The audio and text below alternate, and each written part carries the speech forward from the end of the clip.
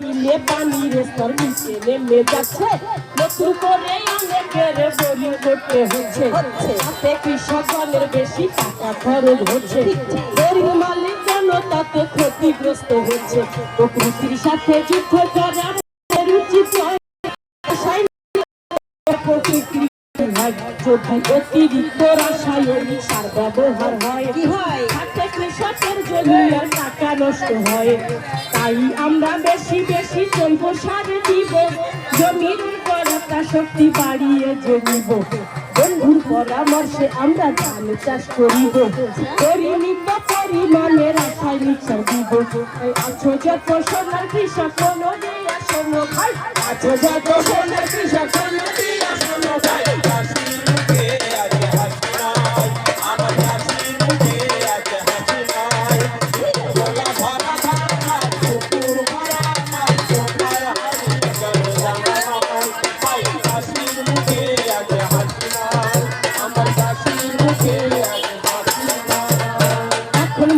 ধান চাষে অনেক খরচ হয়, তাই চেষ্টা করবে কিভাবে খরচ কমানো যায়।